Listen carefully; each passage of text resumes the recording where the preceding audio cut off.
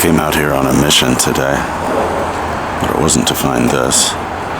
But this is a good spot for Talk to Me. I talked to Doomsday John, owner of the now defunct Doomsday Payphone, which he helped remove. He told me he sold that thing for $200 to a Brooklynite who has a nostalgia for that kind of stuff. And he also mentioned that he still had a working phone in Danbury, Connecticut. But he was reminded of a phone that he didn't think was still out here, or that he had completely forgotten about, and that I'm going to see for myself. And this one's a beauty, if it's still out here. But this little frame is not what I came to see, but it's here. Well, here's what we came for today. I don't know if that solar panel is connected to it, but this certainly has all the trappings of a John Porter special. I don't think the solar panel is connected, and it's taped off, which is no fun.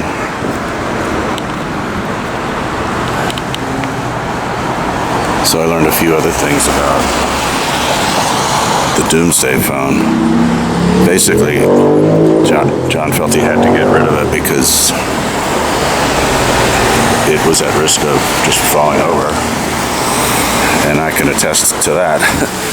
But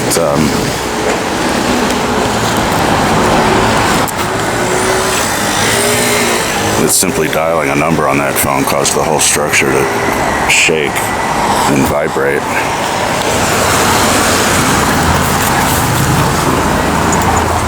Oh, the phone's gone. Look at that.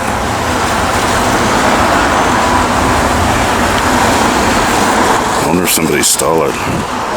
John forgot this phone was even here. But he did add that he was making some ad revenue from it for a little while. Up to like a couple of years ago. But that sucker's gone.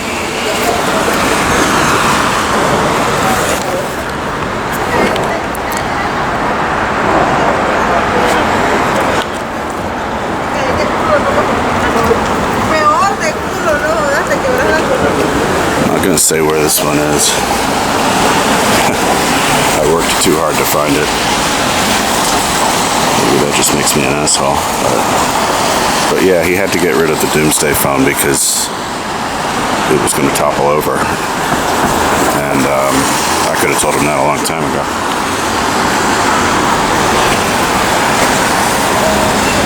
He also has a working phone in Danbury. And he just took out another phone, I think also in Danbury, Connecticut. I talk to John like three times a year, and we had a few extra contacts this year because of the New York Times piece. He says he's getting too old to remove these things himself, and he might just leave this one out here forever. It looks like it's on city property, but it's not. And all told, this is really kind of an asshole location. I mean, assuming there was even a phone in it. I mean, assuming the fence was always here, and I think it was. This is just a really weird way to position it. So I can't include this in the list of last payphones of New York, at least according to the announcements that were made. Because when they made the false announcement that the last payphones of New York had been removed, they were only talking about the phones located on city sidewalks. And this wouldn't be one of them, but it looks enough like it's on public property that I could lie about it. And maybe I should lie about it, since that's what the city did when they made their stupid announcements. That's what everybody involved did. They just flat out lied. Well, we'll see how much longer this thing has. think I'm going to end my little pilgrimage today. This sign is not connected to the other phone at all. But it's raining and I don't like being in the rain, and I just came out here to see for myself that there is still one of those old big honkin' huge enclosures still lingering. And I had to come out to this asshole part of New York to find it, but we take our chances, right?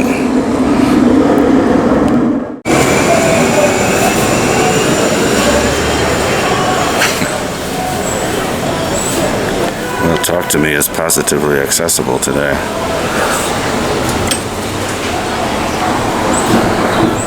Welcome to the Talk to Me network. Please hold while we connect you to another New Yorker.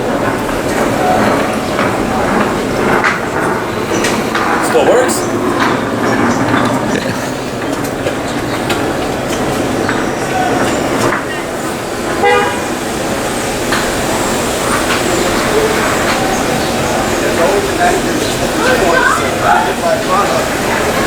Grab him!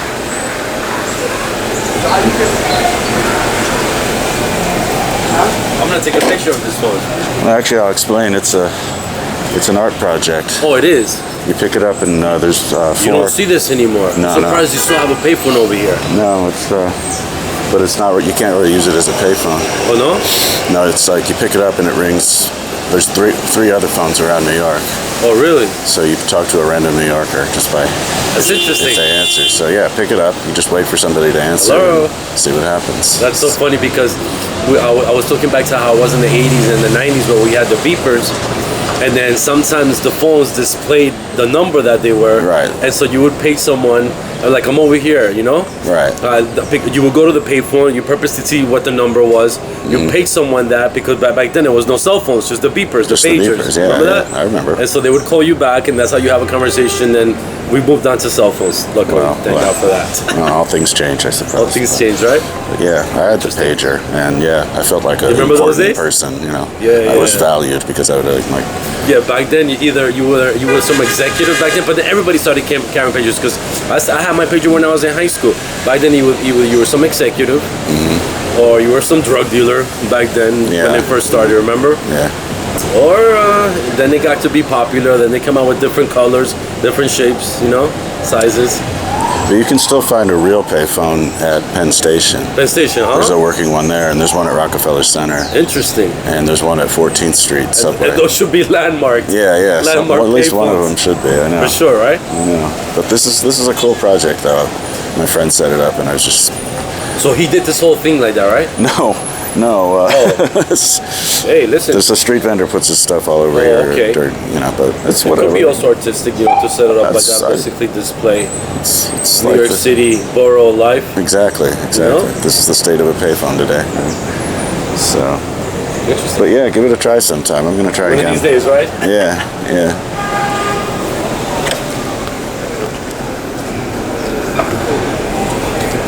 Okay, let's try again.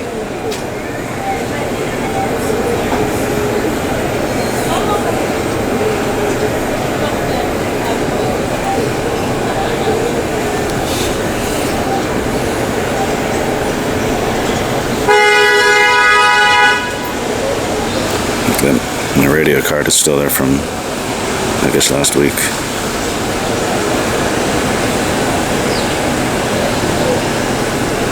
Looks like the phone's actually staying in pretty good shape. Now, Jordan doesn't appreciate all the junk that's piled around it, but as that gentleman and I were just saying, I think it gives it some character. New York fucking city, right?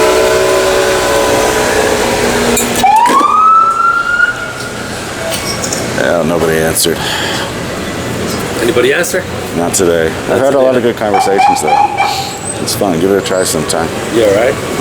That reminds me, even before then, as kids, we would make the cups, the cones, pierce the hole, put a string on it, and let the vibrations travel to the cord. Yeah, that stuff worked. Remember those days? Sure, that stuff worked. It did. That stuff worked. It sure did back then. But We moved down to this now, to optical lines. and there's another working payphone at the 7 Flushing Main Street 7. Really? Yeah. Interesting. If you ever need one. Oh no, I have a cell phone now. Well, you know, the next big blackout. You're right, you never know. You never know. It's true. You know what I think? Like, look, at the end of the day, we all have cell phones now. And if there's some, like a power outage or whatever, like, what's gonna power these towers, these cell phone towers? Yeah, our cell phones might be charged, but guess not what? for We long. won't have reception. Yeah. We won't have any signal. Right. Even if you've got like solar charging for your phone, those things aren't gonna. Yeah, I think that's the next thing. I mean, nobody really anticipates that, but in the event of a blackout or something like that, you know, and people want to remain in communication, and these cell phone companies should think of like solar-powered towers, cell phone towers. Yeah. You know?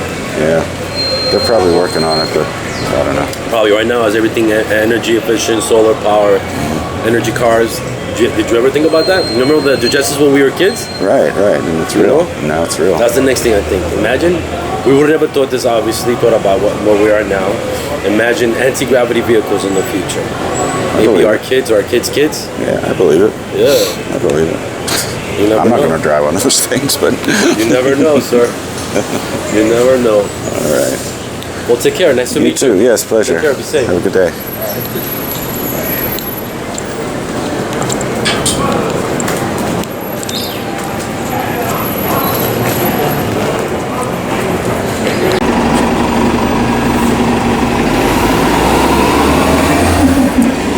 And in the meantime, in another part of New York,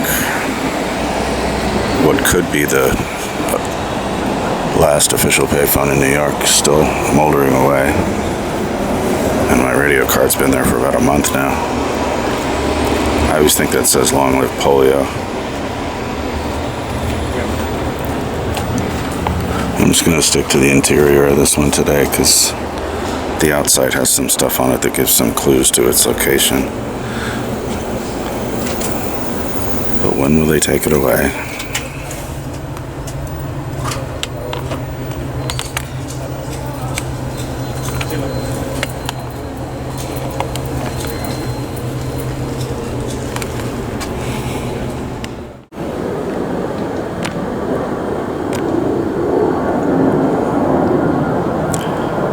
I'll have to look this one up later. I don't know what GE means in Nassau County. I don't know Nassau exchange names. And I also can't read the other one. I don't think. But I'll be able to read it better when I watch this video. There's one on the left, bottom left, and there's one on the bottom right. A couple old exchange name phone numbers. This is somewhere in Flushing.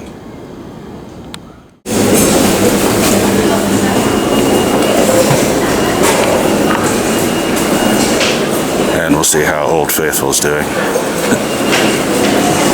This was working last week after not working the week before.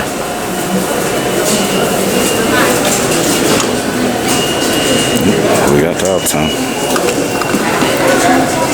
Do I have quarters on me though?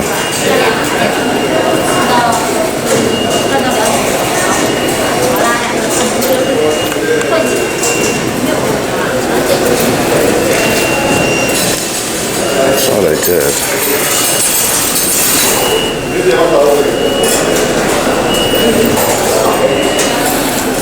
Okay, that's probably gone to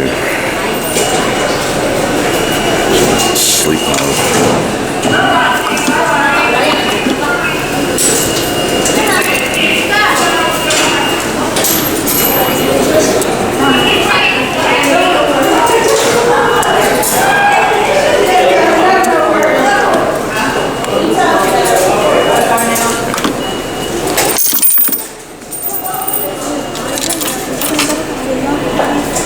Please deposit 50 cents.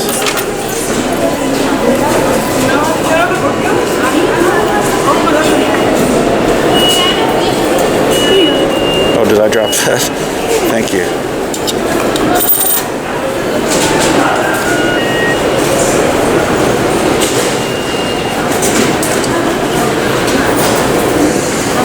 Wait.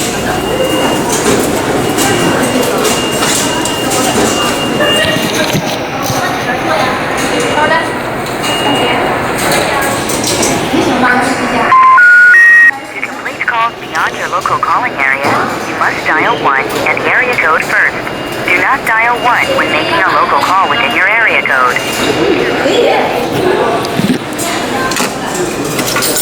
Well, all right then.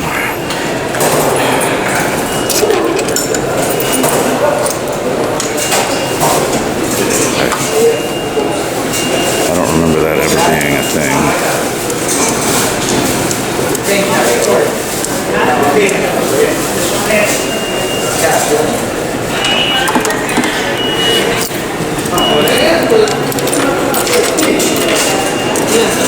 Please deposit 50 cents.